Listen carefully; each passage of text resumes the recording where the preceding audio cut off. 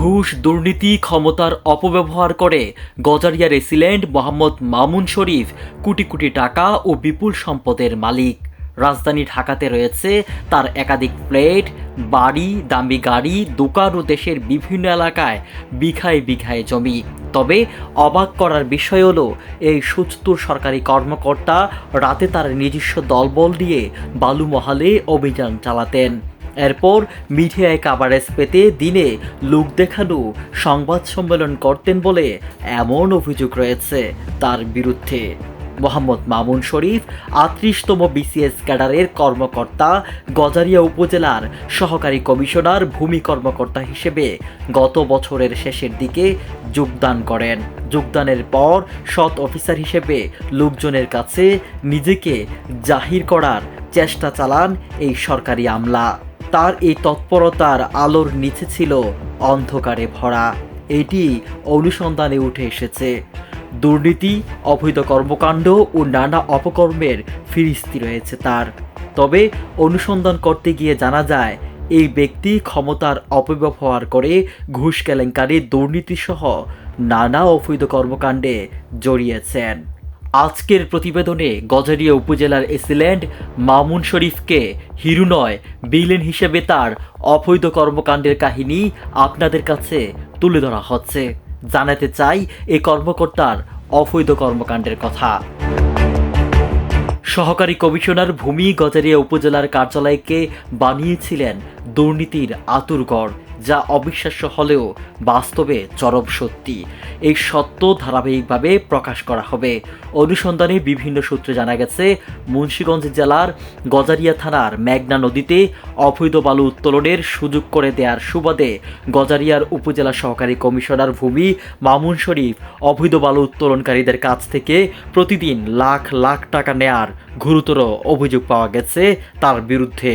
গজারিয়া থানা এলাকায় সহকারী কমিশনার ভূমি হিসেবে যোগদান করার পর গত ৭ মাসে উপজেলা প্রশাসনের এই কর্মকর্তা গোয়াগাছিয়া, কালীপুর, মল্লিকের চর, ষোলোয়ানি, চরচশি, গজারিয়ায় অবৈধ বালু উত্তোলনকারীদের সাথে সখ্যতা করে অবৈধ বালু উত্তোলনের সুযোগ করে দেওয়ার সুবাদে ২ হাতের কবজি ডুবিয়ে নিয়েছেন কোটি কোটি টাকা।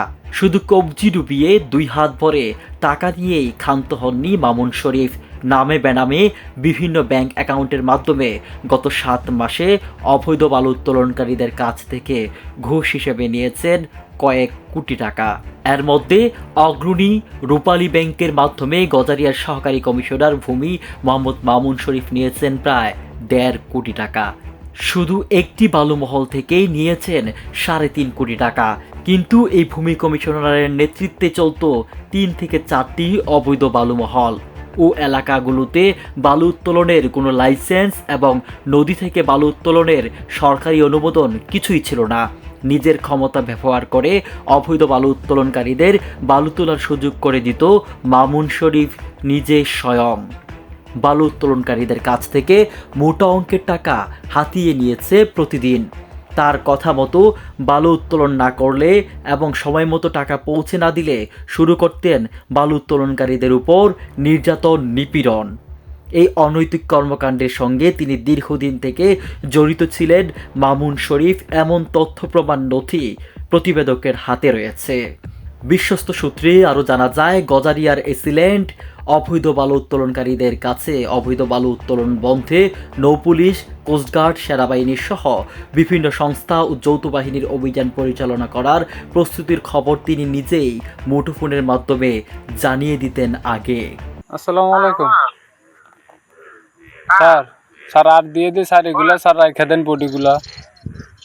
আমি আপনাকে বলি, আমি 10-এর নিচে আগে তো 10 দিবেন, তারপর অন্য কথা বলবো। স্যার 10 দিলে স্যার এগুলা তো রেখে দিলে স্যার কালকে থেকে স্যার তাহলে 1.5 দিয়ে দেবো আর কি, 1.5 করে। আমি বলি আগে 10 দিবেন, তারপর বাকিটা। আর এগুলো আমি কি শোনেন, বয়ের দিত নাই তো, সব কিছু তো আমার আছে, তাই না? জি। আমার অর্ডার করে দিতে হবে না, আমার অর্ডার করে না মামলা হবে না, এগুলো আটক হবে না, দিলাম কিছু হবে না, তো ভয় পাচ্ছেন কেন? স্যার আপনি তো পারবেন এগুলা ম্যানেজ করতে, স্যার এগুলা রেখে দেন, আমরা 10 দিয়ে দিই স্যার এখনই। আগে 10 দেন, বাকিটা পরে দেখবো। স্যার এগুলো রাখা দেন, আমি এখনই যদি বলেন তাহলে আমি ম্যানেজ করে যা পারি দিয়ে বাকিগুলা সকালে অ্যাকাউন্টে দিয়ে দিই স্যার। না রোমান, আমি আপনাকে বলি, তাহলে স্যার আমি একলা এসে দিয়ে যাবো স্যার। আমি আপনাকে বলি রোমান, এই শোনেন, আমি বলি এতক্ষণ বকা দিচ্ছে, তো এবার একটা কথা বলি।